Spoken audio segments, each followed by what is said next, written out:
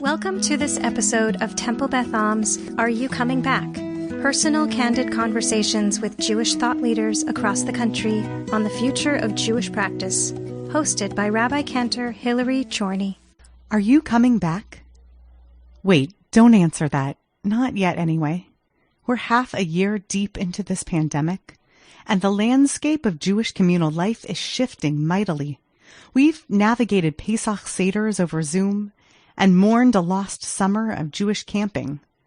We survived an unprecedentedly weird High Holy Days, with drone-recorded footage of empty sanctuaries and cardboard cutouts in our pews and 72-hour Zoom meetings. Welcome to a live experiment in Judaism, full of imagination, creativity, and invention. The longer this lingers, the more clear it becomes that the future version or versions of our Jewish communal and spiritual worlds will have been deeply transformed through this era. So I wanted to call on some Jewish thought leaders who are, or were once, also synagogue goers, and ask them to turn inward to the personal, the ritual, the spiritual.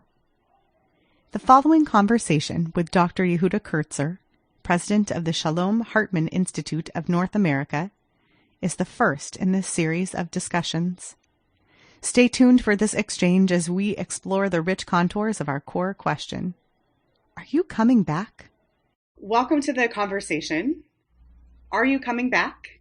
Is the question on the table, but not the only question that I'm hoping we get to today. It's a pleasure to have you here, Yehuda. For those who are listening, I want to frame a little bit who you are, which will speak to why I invited you into this conversation, though I think that will become more and more self-evident as we dive into some of the questions at hand today.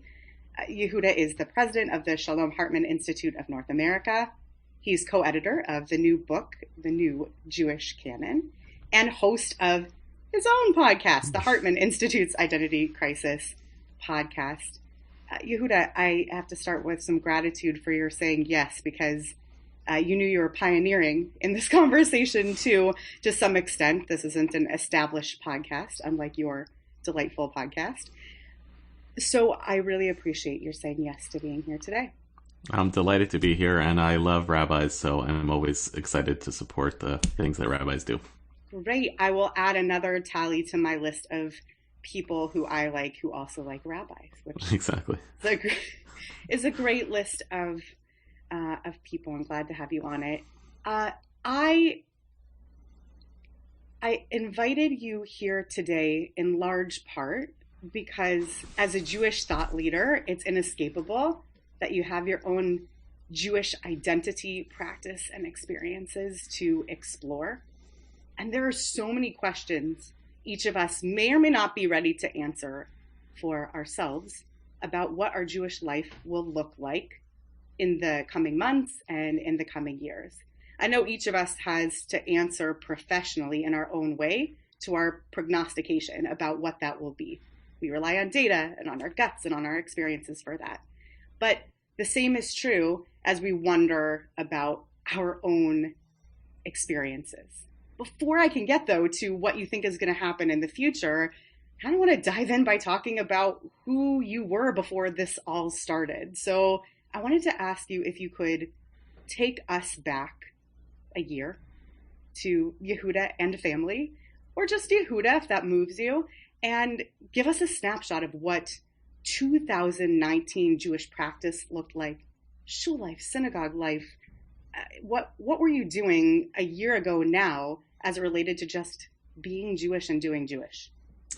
Yeah, so I love talking about this question in part because, as you said, there's so much thinking about where we're going to go in the future, and a lot of my work professionally involves trying to come up with some wisdom to help the Jewish community think forward. So I like the exercise of thinking personally and also like the exercise of thinking reflectively. So if I can, I want to go back actually 10 years, and then we'll skip ahead quickly to a year ago. Wow. Just when you were like 7 or 8 years old. Exactly. Yeah. I was just a kid. Yeah. The reason I want to mention it is because before I came to Hartman, Stephanie and I were living in Boston, where I had gone to graduate school and Stephanie had gone to law school and was working as a lawyer. And I had my first job in Boston. And we had initially we loved our community in Brookline. And the thing that made it so special was that we had gotten involved with a small group of friends back in 2005 and started a minyan, our own traditional egalitarian minyan that was kind of like refugees from the Orthodox shul and from the conservative shul, and it was perfect. And the big project that we had in our Jewish life was running shul. It was a huge passion project. It was all lay-led. I remember we took our newborn to shul, I think 2 weeks after he was born, and we were there on time because we were in charge, you know what I mean? And it was ours, and it was really a powerful labor of love. And the big, among the many changes in our life that happened when I got this job with Hartman and we moved to New York in 2010 was this, first of all, this tragedy of you start your shul, you know, it's imagine like you get to design exactly the shul you want and then you have to pick up and leave it. It felt a little bit like, felt biblical. But the other change was that we went from being in charge of shul to becoming shul clients and shul customers. And both of us moved into professional jobs in the Jewish community for the first time, such that a lot of our Jewish identity was now also tied into our professional and oftentimes very public lives. And so we also didn't have the time or the luxury to also be hyperactive shul people. Nor did we have the luxury to like design the shul that we wanted. And so we became in some ways reluctant, like shul attendees. Show up late on Shabbat, complain a little bit, but not enough that you get pulled on to becoming a volunteer, and actually, at the same time, drawing a lot of fulfillment. I have felt a lot of fulfillment for my Jewish life that happens through my teaching, my travel around the country. Shabbat became really like a refuge for us of sleeping late.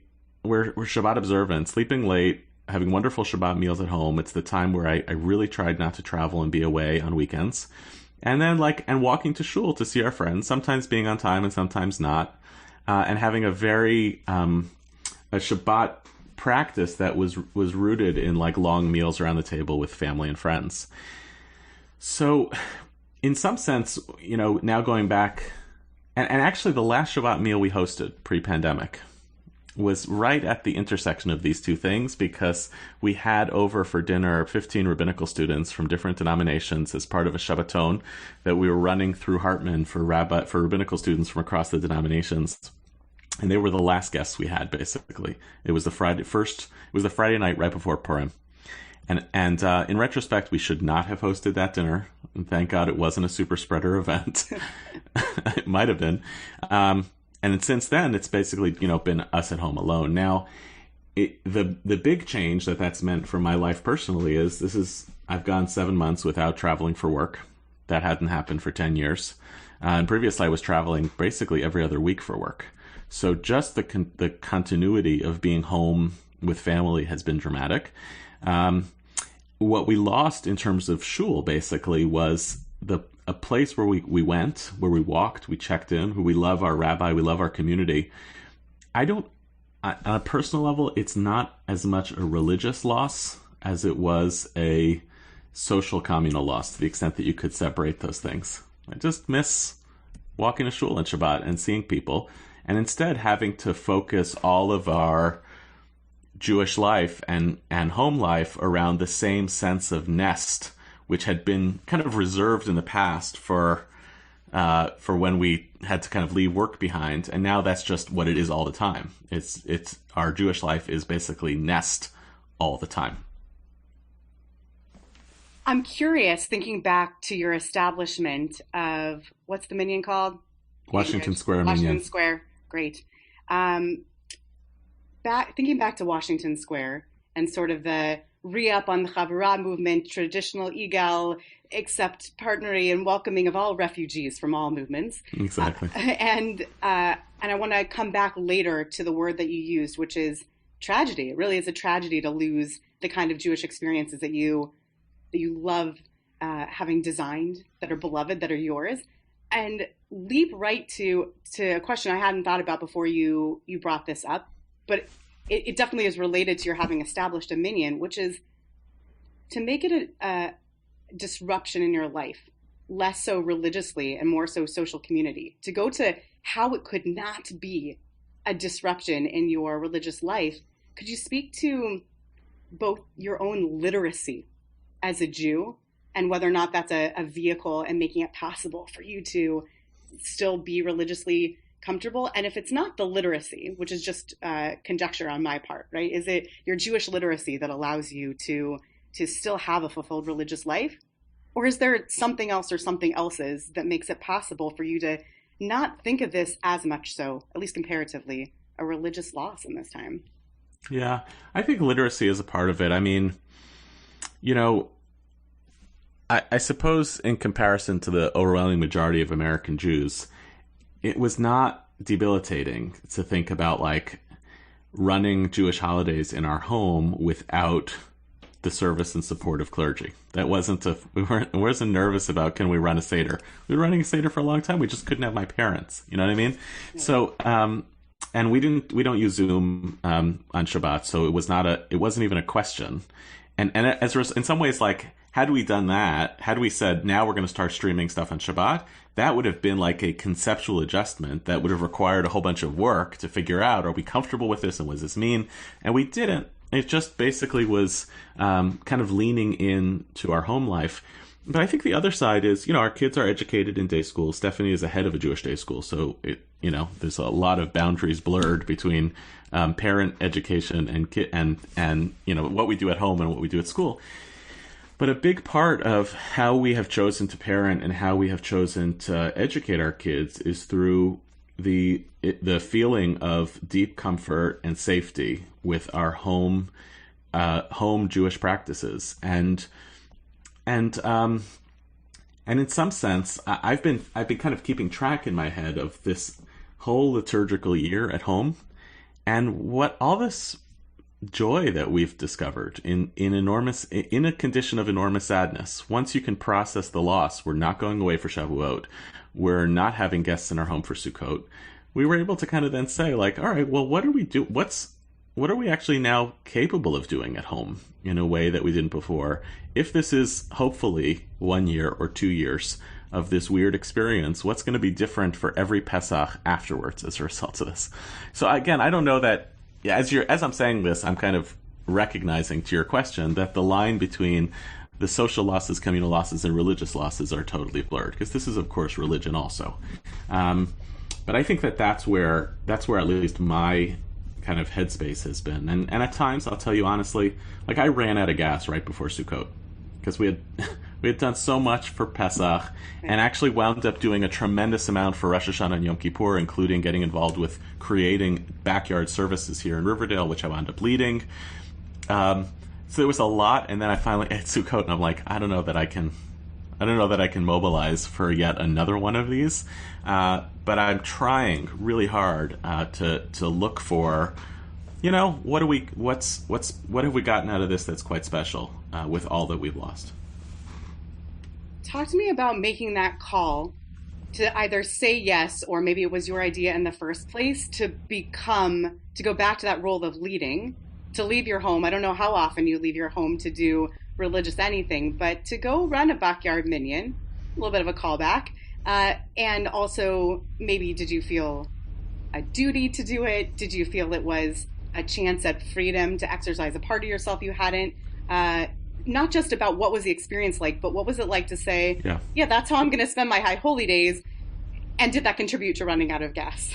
Right. Well, it definitely did. It definitely contributed to running out of gas. Look, the one thing I neglected to say before is we started that minyan back in 2005. We moved to New York in 2010. We went back every year, just about between 2010 and 2020 for high holidays. And I went back to lead services. And that was basically the one time a year where I was doing kind of quote-unquote religious leadership. And I actually kind of loved that I wasn't going back as a scholar in residence, which is usually how I go to other shuls. I was going back to lead davening. And it was a part of me that I truly love. I really only do it a couple times a year for Rosh Hashanah and Yom Kippur, but I love it. So this year is the first time where we were not back at Washington Square Minyan for leading services. Now, part of the reason I wound up leading services here was I kind of brought it on myself because in May, I want to say, of the pandemic, I wrote a piece, I published a piece, and I think on Medium, where I said, this high holidays make minyanim. where I'm calling on, especially the conservative movement. You knew this was going to happen in Orthodoxy anyway, especially the conservative movement, not to invalidate the Zoom approach. There are people who are going to need to Zoom into shul, and shuls are going to need to provide for people who neither can nor want to be in any sort of in-person thing.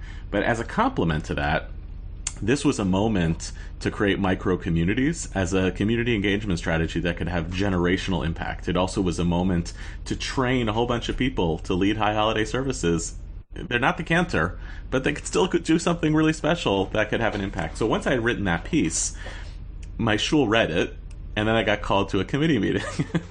And people were like, hey, you put this out there. Do you want to help us do this? And in the end, I really was proud of how our shul did it, because they really stretched beyond their own comfort level to say, we're going to allow for the setting up of multiple minyanim in this community. We're going to give people the option of, do they want in-person services or do they want online services? And then they gave an enormous amount of autonomy to the backyard minyanim. They said, here's a basic framework of what we want you to do, but you choose your own adventure of how you want this to look.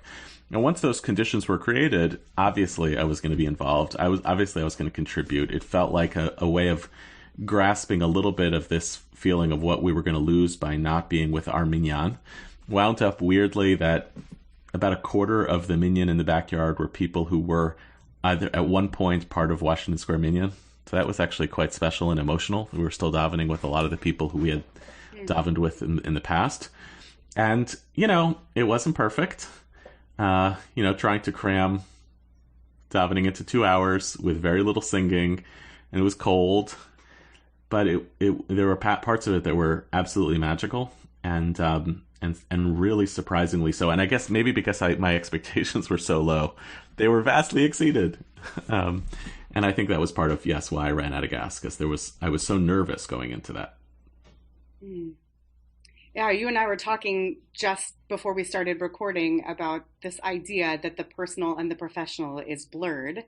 And at some level, I imagine that you have an awareness that anything that you write, that's sort of futurism or sociology, might impact in some way upon you. But that's a pretty deep dive into how it then winds up feeling incumbent upon you to say yes to that backyard minyan, or at least to the committee meeting, which to say yes to a committee meeting at a synagogue, but there is something about speaking to the faith that we have in the ideas that we put out there in writing, and then being able to step up in that way. So it's an interesting marriage of those ideas. There's something else that you said that kind of stuck with me. And it had to do with this idea of recapturing being with the people whom you loved and how emotional that is. Because to go back to the idea of partly the tragedy that's overshadowing everything is the social, but it's also a social religious. What was it like to gather? Did it feel like gathering? What did it feel like to actually be there with people you loved, but under constraints? Yeah, the one thing that was challenging about it was that the shul did a tremendous job to try to accommodate everybody who requested being at an outdoor service, but actually a lot of the people who requested it, who were not regulars, didn't wind up showing up.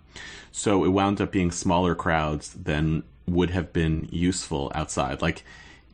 40 people outside in the tent, it would have felt better than 20 to 25. That said, it absolutely felt like some form of gathering. It felt, what it is, I think there was some time earlier in the pandemic, early on actually, maybe a month or 6 weeks in, where I got up on Shabbat morning and I just walked to shul and then walked back. I think I needed the ritual of walking to shul, about a mile away from shul. I needed that feeling. There was something off about every Shabbat morning, like being locked in that one place. So seeing on Rosh Hashanah and Yom Kippur, everybody walking towards one location felt emotionally charged. That's part of the gathering. It wasn't that we were in actually close quarters to each other. Everybody was spread out and everybody was wearing masks, but everybody was converging. Maybe that's the word I'm looking for. That feeling, I think a part of community is convergence. And I felt that felt that pretty acutely, and especially, in our community, they set up these minyanim geographically, but a handful of people walked way farther than the one that they were assigned to geographically to come to our minyan, because we were part of the same kind of micro chavura. And to see that was part of that same kind of story of convergence. We're coming together to do something, to achieve something. And we know it's not how we imagine Rosh Hashanah Yom Kippur is supposed to look, but there's still a power in that kind of convergence.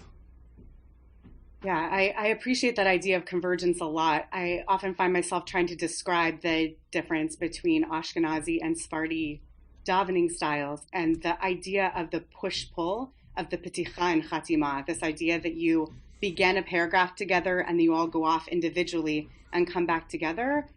There's a pace setting that's necessary in that room, and it really is more of a convergence than a davening together for a great deal of the davening, where the person who is sent by the community to lead davening, the shaliach or shlichat tzibor, they're not really fulfilling anything on anyone else's part. They're just keeping the convergence on pace. So that resonates with me, that idea of a gathering coming back together and it being natural. Yeah, Stephanie's background is her parents are Tunisian and Iraqi, so she grew up in Mizrahi shuls in Los Angeles, and since moving to the East Coast has basically got Ashkenazified. But one of the things that was powerful about our minyan that I think helped her kind of reconcile that which she missed, which was the davening as a much more collective experience in Sephardic and Mizrahi shuls, was that we ran Rosh Hashanah Yom Kippur basically like a rave. I mean, it was mostly about collective singing and about collective community. So it was still Ashkenazi in the liturgy and a whole bunch of other things, but it felt very communal in ways that I oftentimes feel is missing in Ashkenazi synagogues. I can feel that, and I can also feel in the way you talk about it how much you miss that minyan regularly. Yeah. It's a part of you and a part of your identity. I was also moved by the way that you were talking about that walk you took to shul on the morning when you missed it. It reminds me of a podcast that I listen to regularly, Reply All. I'm a big fan. And in their latest episode, we're speaking about how one of the podcast hosts takes baths regularly now. He's submitted that as a part of his own self-care regimen. And he plays games on his cell phone in the bathtub.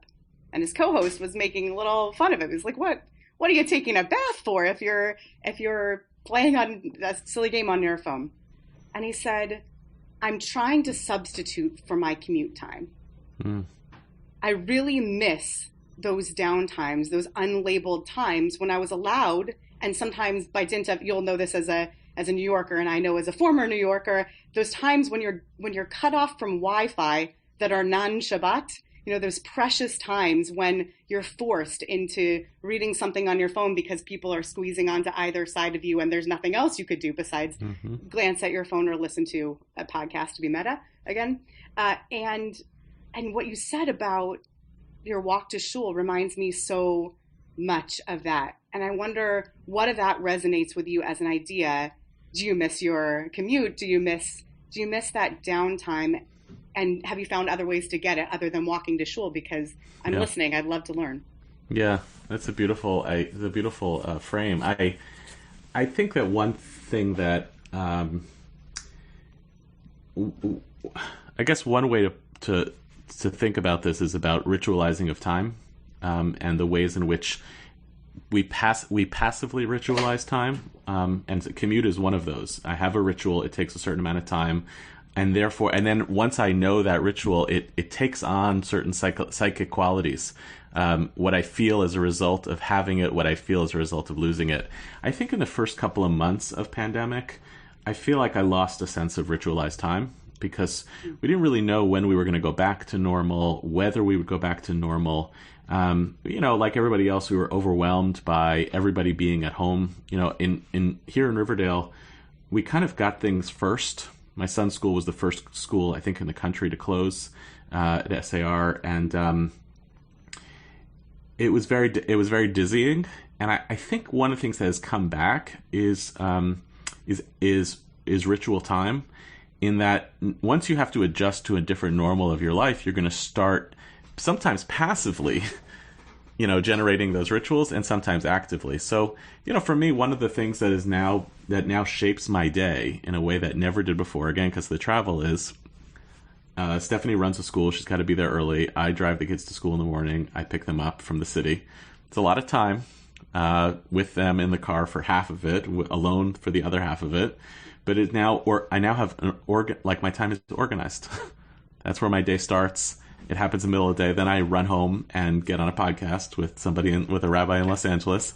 So the workday continues. But I think I've been gravitating towards a re-ritualization of time in a totally new normal.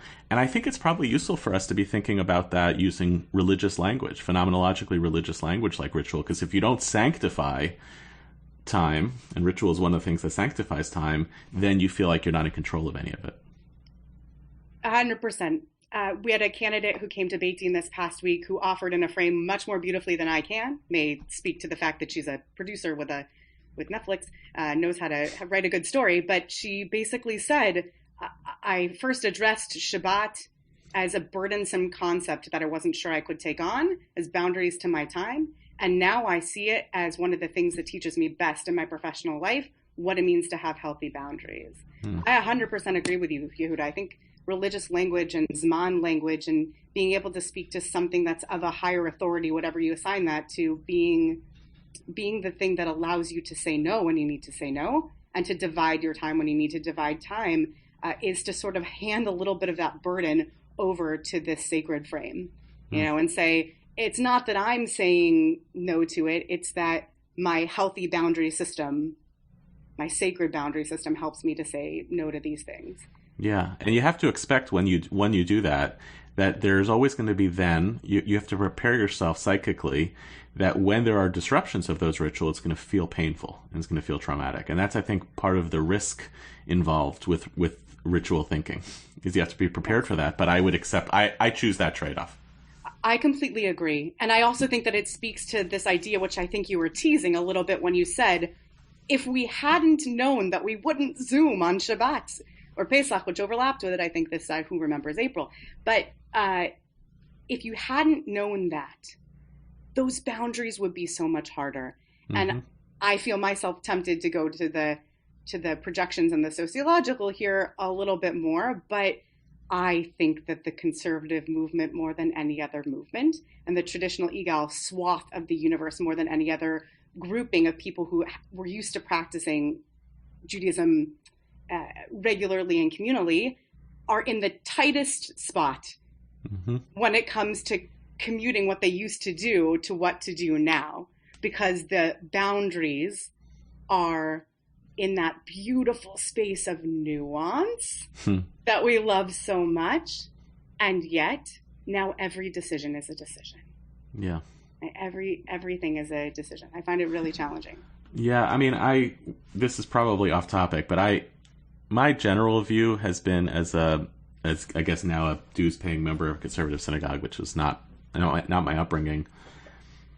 I think it's a totally healthy and natural dynamic for all of the movements, all the denominations to be struggling with, like, how do we adapt to the technological age? We've been asking that question since basically Migdal Bavel. But the thing that frustrates me is when those conversations are not conducted through the prism of how do we adapt to technology in order to achieve the highest moral and ethical pieces of our tradition, and when it sometimes is about convenience. And I think the Zoom moment was beautiful because it was about saving lives.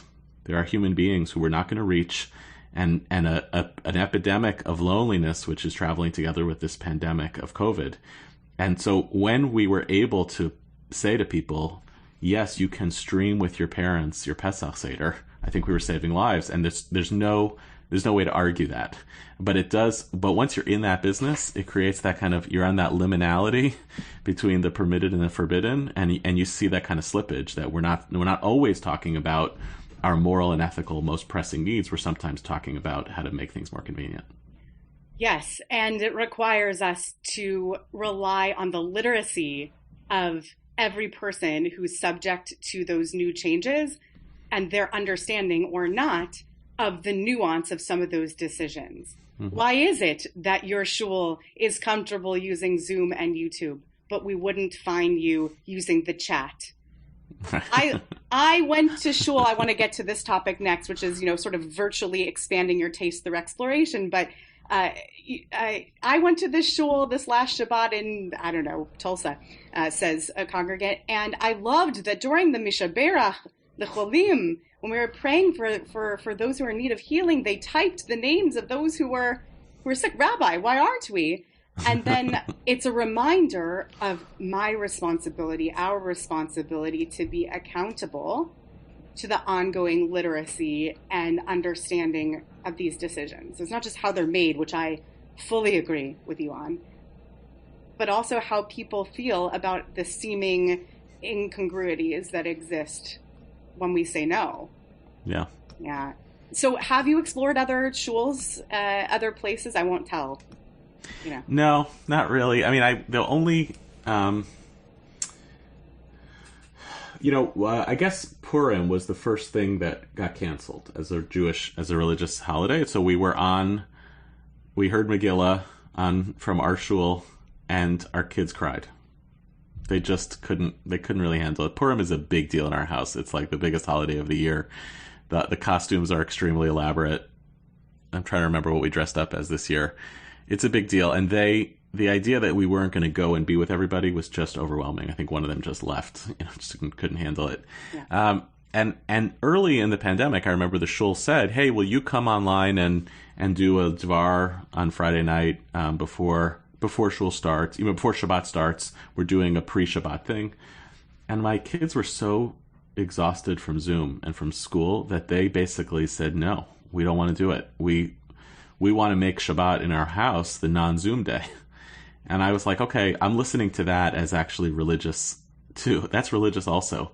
Yeah. And I wanted to honor that. So the only Kabbalat Shabbat that we actually went to this summer was the Jews of Color Kabbalat Shabbat during the post-George Floyd protests that I think Rabbi Sandra Lawson was leading. It was run through B'chol Hashon. And we just felt like, okay, we're going to show up for that. And but besides that, it just hasn't been, it's just not how our Shabbat works. And I think everybody's pretty happy about that. So if you haven't done it, then it gives me permission to ask you more broadly, just putting on your hat as somebody who's an observer of Jewish life as it's unfolding, particularly in this liminal era. What do you think other people going to other shuls like that might do, though, for us? Like, if you were to go and do it, what would it mean to you? So my understanding of the limited data that I've seen so far is that the usage of like available opportunity that the Zoom era has created like massive super users among people who are already engaged in Jewish life, but has not dramatically opened up that people who weren't going to go to shul beforehand are now going to shul. That said, I think that the most promising, interesting development that comes out of this is for communities and congregations to understand their value proposition and to not try to achieve value propositions that they can't. Central Synagogue, I think, had 500,000 people total access its stuff on the high holidays.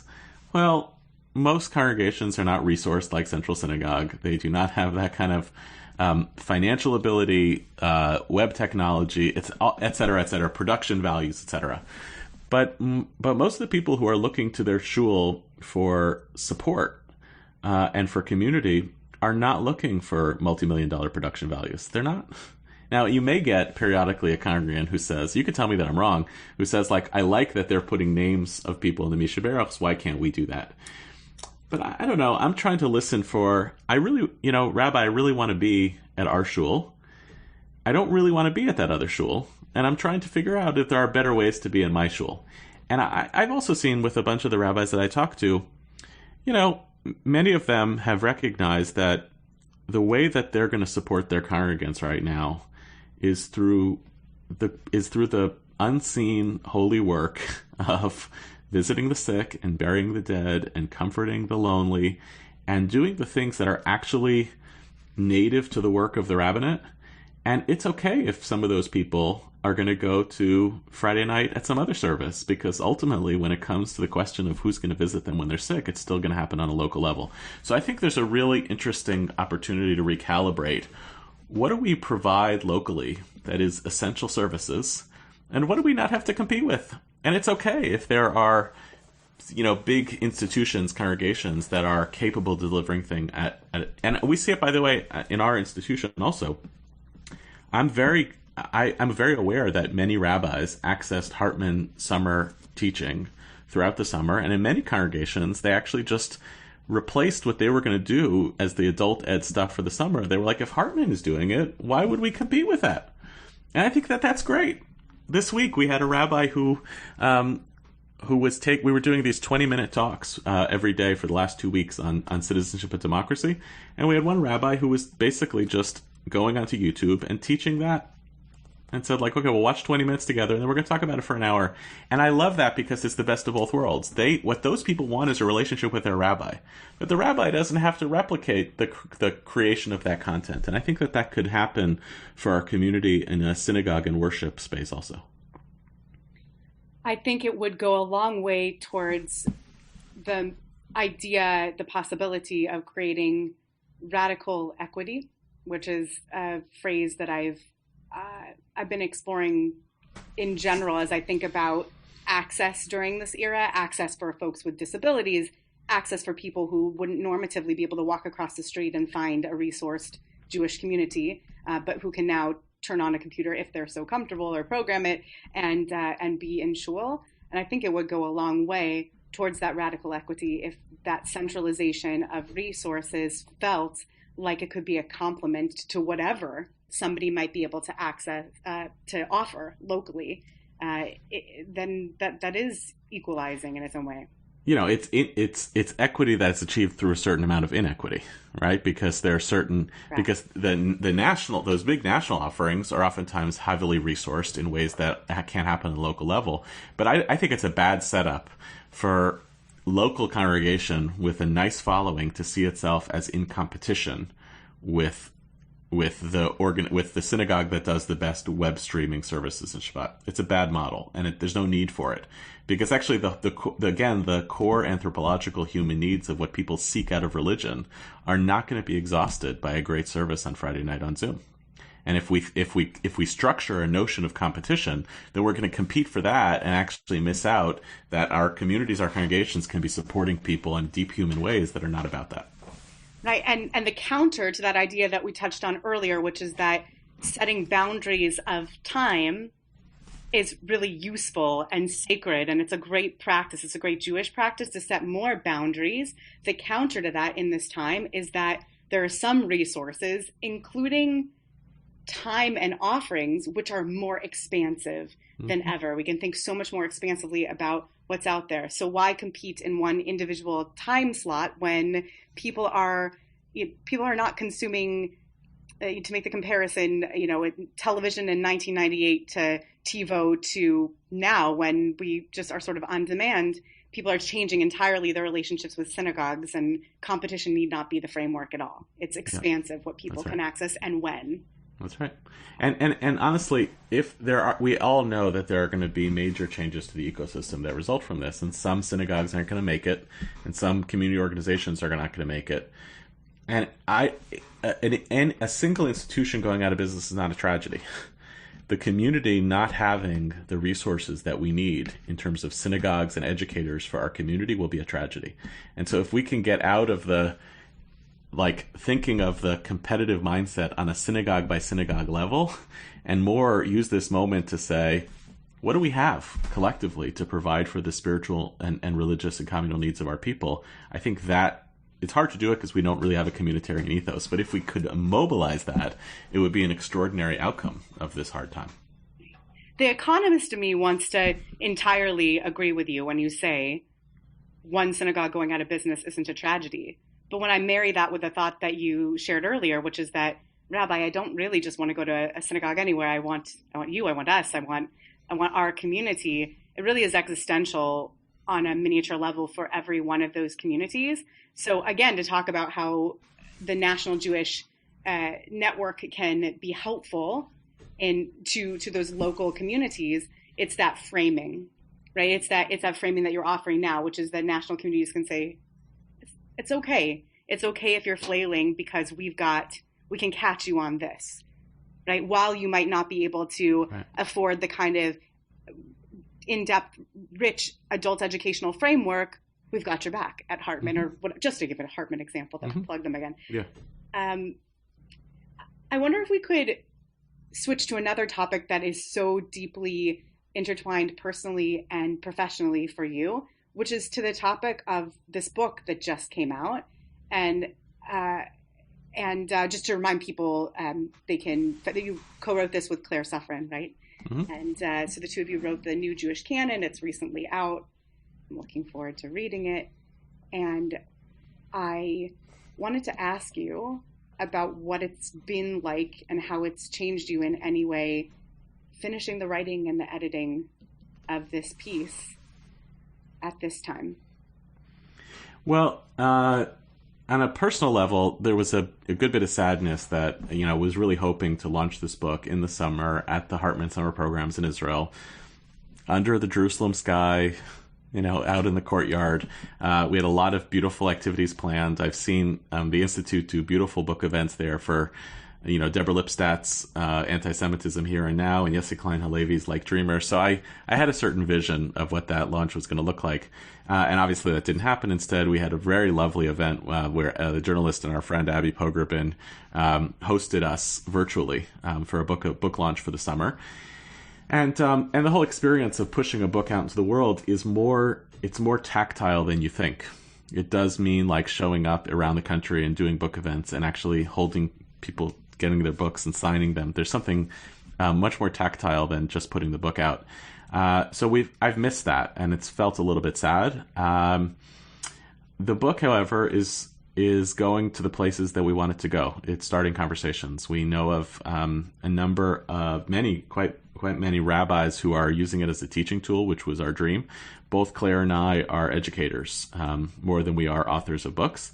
And for both of us, this was a passion project that came out of our teaching, which was that I found that I was teaching recent texts as primary texts, even though they tend to be thought of as secondary texts. And we wanted to challenge that divide, that things that are written in the 1990s can actually be primary texts that help us to unpack the Jewish condition. And so we were teaching them, and they were like, it'd be really helpful to have a textbook. So we wrote it. We compiled it. And so to see, adult ed classes being taught has been very, very gratifying. It's exactly what we want to have happen. And to have them taught not by us. People just say, this is teachable. And we're putting together a leader's guide and a website to be a companion for that. The other nice thing that's happened as part of the book release is, because nobody can travel and everybody's doing podcasts and webinars, the outreach of, hey, can you come do this, is so much easier today than it has been before. So, I did a talk for a university in Australia. That was great. They never would have even invited me because, we're not going to fly you to Australia to come do a book talk for 30 people. But, hey, if you're on Zoom anyway, what difference does it make? Come at this time when it's convenient for both of us. So those things have opened up, and I'm really hoping as more reviews of the book get out there that I don't really care about book sales, but I do want people want to study it. I think there's a lot of studyable material in there, and I think it's a complement to the bookshelf. I appreciate how, speaking of compliments, that this project and the idea of creating these, moving contemporary texts to the idea of being primary sources also comes together with the Gender Inequity Project and this concept, along with the wide-ranging conversation about the kind test and how we incorporate non-exclusive white male teaching slates, whether we're talking about a syllabus, which I think we should include in the whole text sheet conversation, source sheet conversation, but to treat more recent voices as primary texts is to honor the institutions that have more recently, meaning within the past 50 to 70 years, been inclusive of and empowering of people who don't fit that paradigm. And so to create a space for those sources to be considered primary sources is to additionally lift those up. Well, yes and no. I think part of what our book also does is our book also continues to expose the blind spots of the organized Jewish community from 1980 to 2015.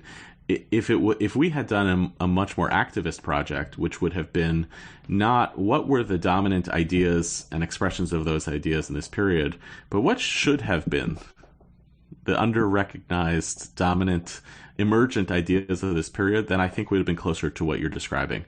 But there's a lot of stuff in that book that I don't think we as a Jewish community should be proud of, whether it's the authors who had personal failings, authors who had personal failings that overlapped with their professional agendas, individuals who fomented terror. I mean, there's terrible stuff.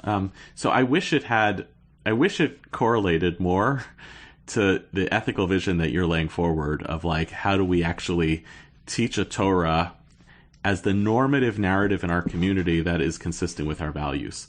But some of what we have to do, both Claire and I are historians, some of what we have to do is also understand why is our community the way it is? And in order to do that, you have to actually take stock of the ideas that emerged in a period of time and not just the ones that you wish did.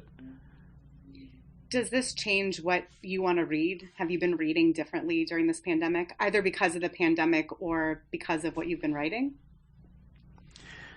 Well, it's not a coincidence that the pandemic is overlapping with like a crisis of American democracy, obviously, because we could have a better democracy that would handle this pandemic better. It's not a coincidence. But I have been trying, for mostly reasons related to self-care, besides doom scrolling through Twitter, to not be watching that much news and to not be engaging with that much news, except that which I need to read and engage with. And that's I'm trying to stay focused on reading things that I feel like my work has to be, you got to think 20, 30 years out, that in both directions, wherever we came from and where we're going. So I'm trying to stay on that. And it's helped to have some great new books that have come out from colleagues that I've been reading, and I'm trying to do my own writing. And, really, I got more subscriptions to long-form Jewish periodicals because you could get so swept up constantly in the news cycle that you're only thinking about the last 24 hours and the next 24 hours. And I just don't think it's healthy. You really have reflected back such a sense of what boundaries you've needed to set for yourself in this time. I'm kind of wondering about the other side of that coin, which is what's been invented, right? So you've talked a lot about this space, both time and physical, that you set aside for yourself. I'm wondering, have things been birthed for you in this time, like family rituals or leniencies that you actually have begun relying upon, or friendships or practices? Just what have you found has been invented or you've invented through the creative space that's been cracked open here? Yeah. The dominant ritual that has emerged in our house is that we eat dinner as a family every night, literally every night, and that never, ever happened. I was traveling, Stephanie was working late, our babysitter would come and basically make like kids dinner, I would come home later, figure out something for Stephanie and I to eat, some random assortment of children would be around. We have sat down for dinner every night. I think maybe we missed once. Stephanie had a thing that she was actually back in school and had to miss. That means that like I also stop my workday at a certain point and go make dinner. And that too, it's been life-changing in all sorts of crazy ways to have that as the routine. It's generated a sense of excitement in the house of like, oh, what do we have for dinner?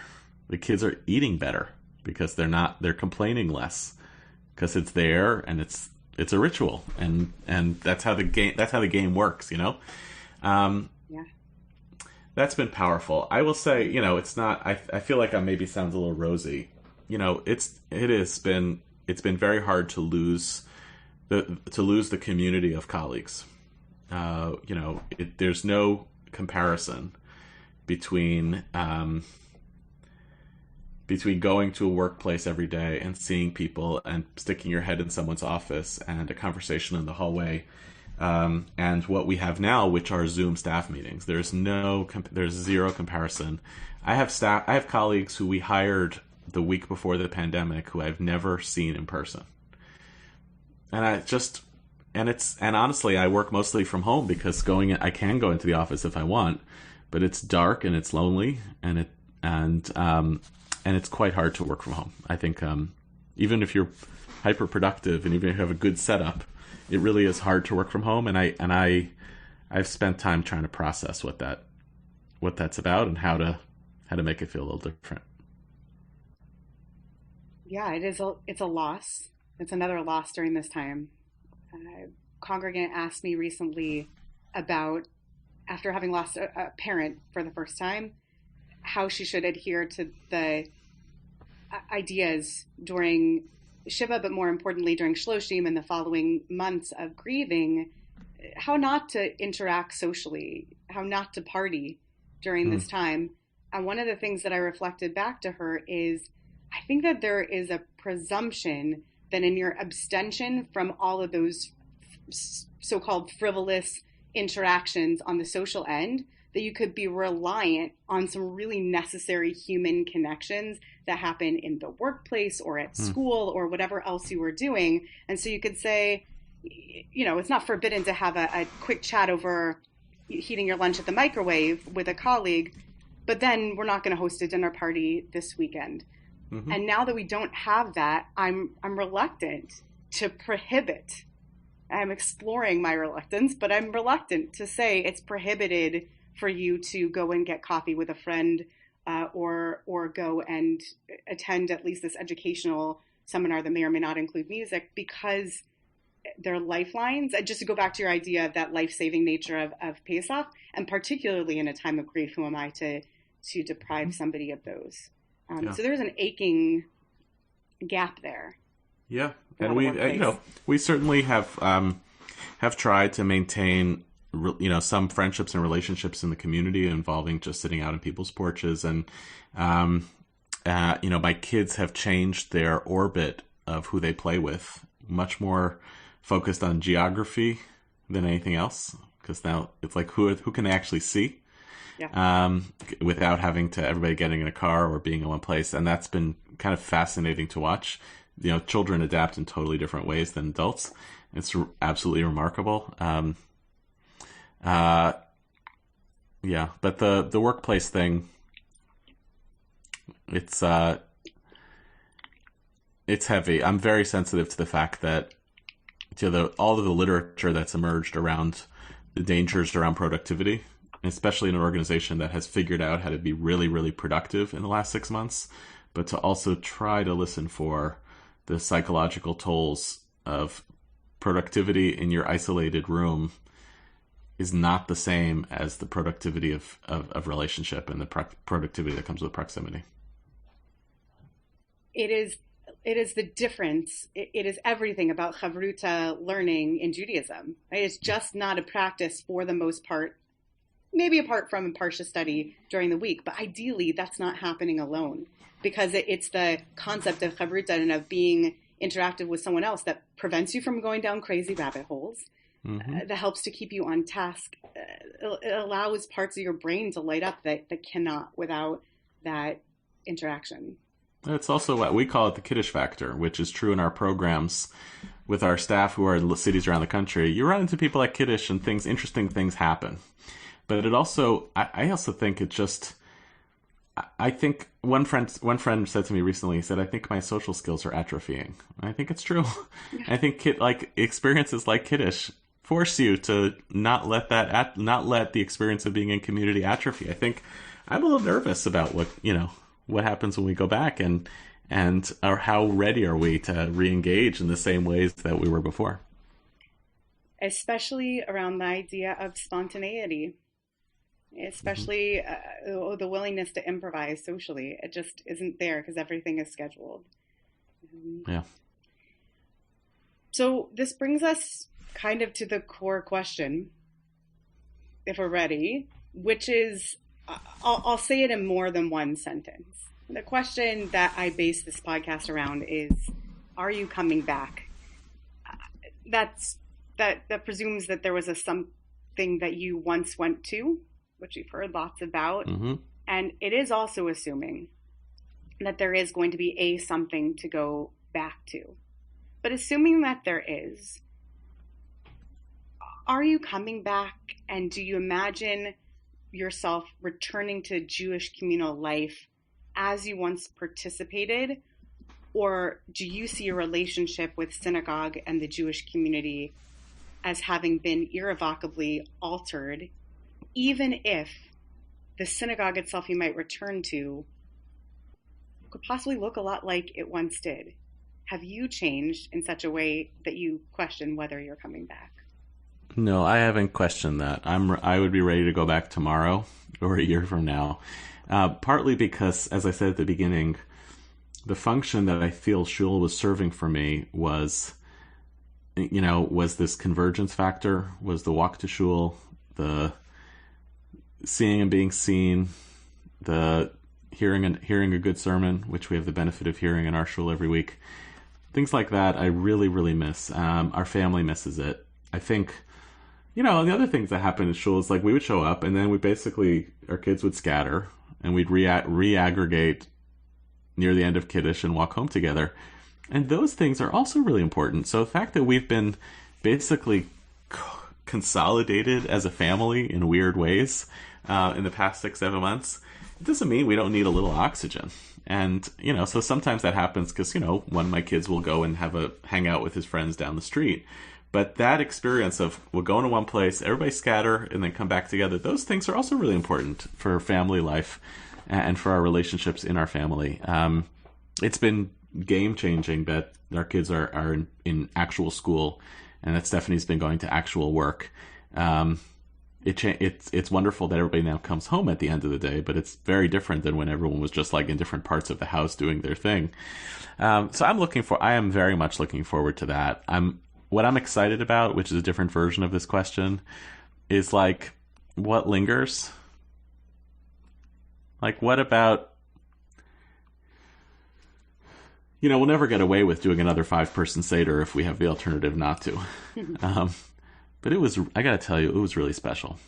Once we had to pivot and say, because we usually host everybody, 25, 30 people, my whole family, my parents, my siblings.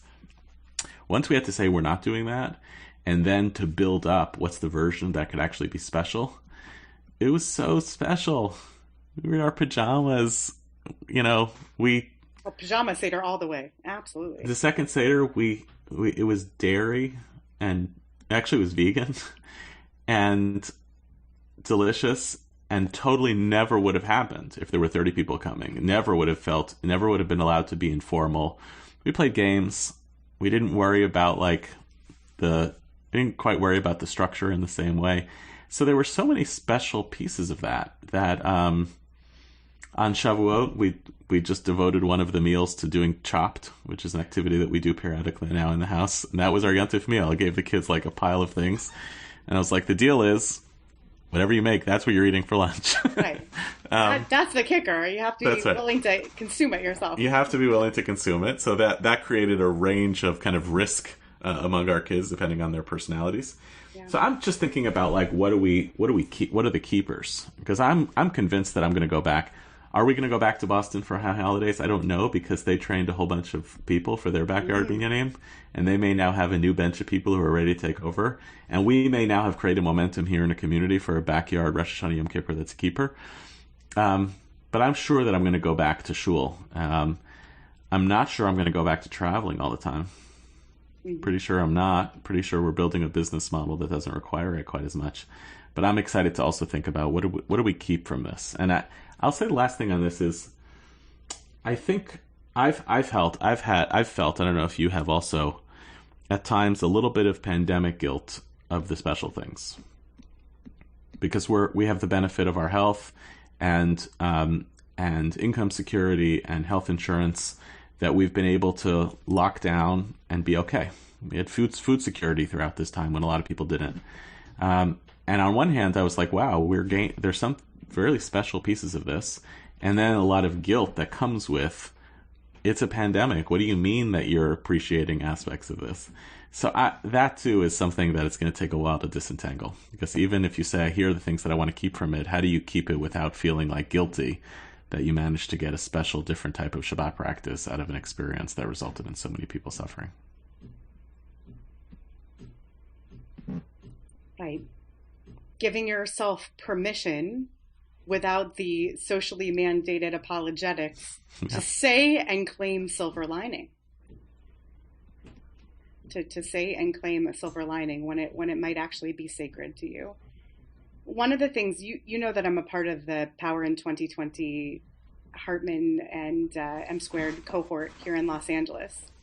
And something that you're saying is ringing true to a conversation that I had with my couple of dozen or so colleagues who are in that cohort as we met for the first time with the pandemic in swing. And we reflected how much we crave external sources of power setting limits such that those limit setting decisions don't fall to us. It is always easier when someone comes along and says the synagogue may not be open, this federation may not hold this event, than it is to ask us as an institution to own the no and to own, to use a phrase we've said many times, the boundary setting. We were grateful in the times when we had some major authorities in our city setting clear limits, because it freed us to be creative within, yes, a very confining and complicated and difficult box, but they were creating that structure.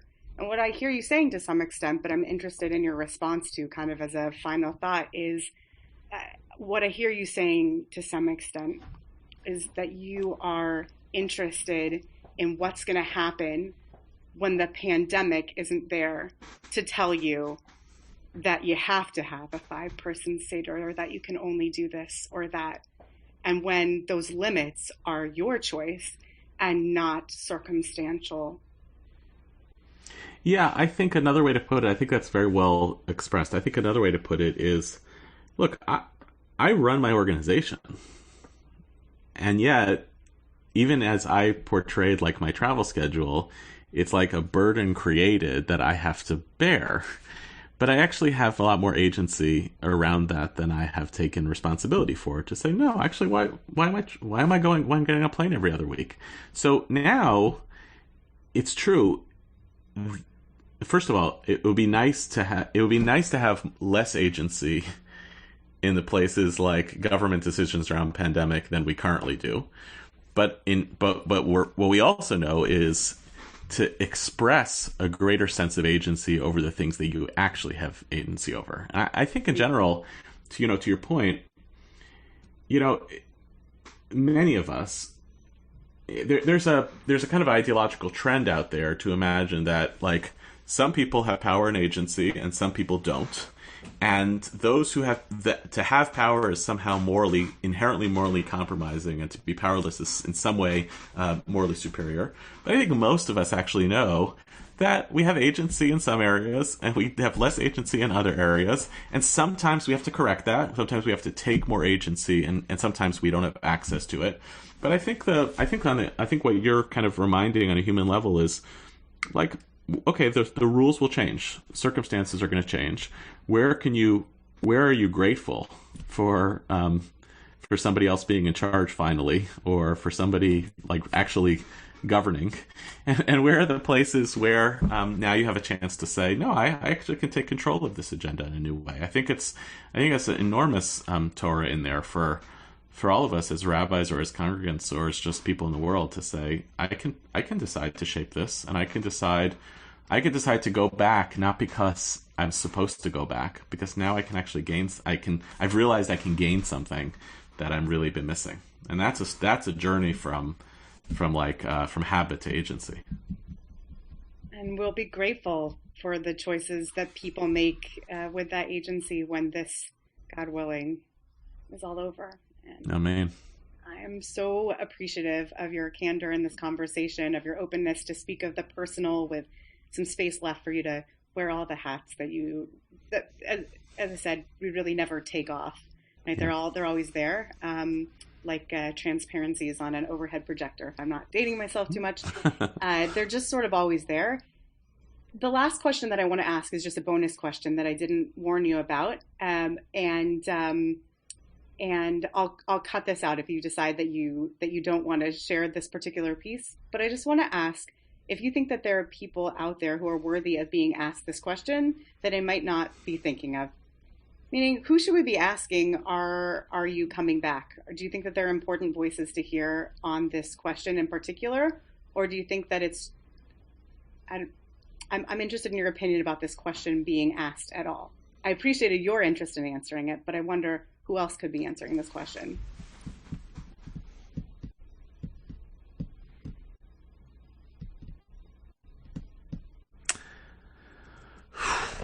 I think you should talk to kids. You're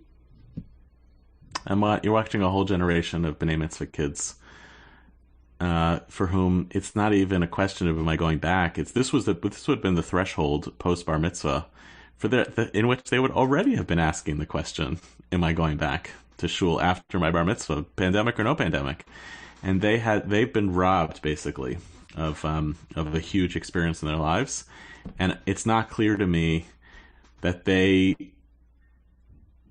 I know a handful of kids who will not talk about their bar mitzvahs already. I don't want to talk about it. I don't want to be reminded of it.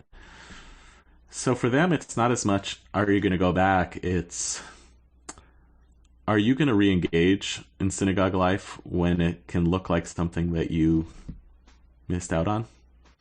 And to me, I feel like this is a very, very big one, because we may have lost, the tragic side is we may have lost the bite at the apple with a whole bunch of folks because of this.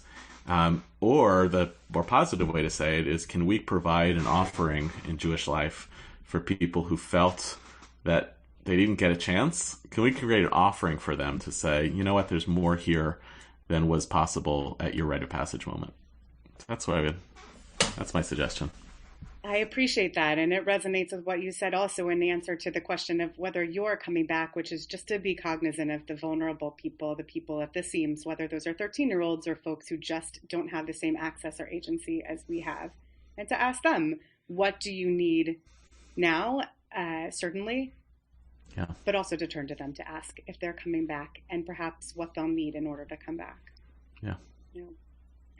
This has been just a really enriching time for me. Thank you so much for engaging with these questions, for engaging with me. I hope that folks look forward to engaging with Identity Crisis, with your podcast also, to picking up the new Jewish Canon, to checking out the Hartman Institute and all of their offerings. So Dr. Yehuda Kurtzer, it's been a pleasure. Thanks for listening to this episode of Are You Coming Back? Do you have someone you'd like to recommend for a conversation like this one? Someone who might have a fascinating personal perspective on returning to Jewish rhythms beyond the pandemic? Reach out to us at hchorny@tbala.org.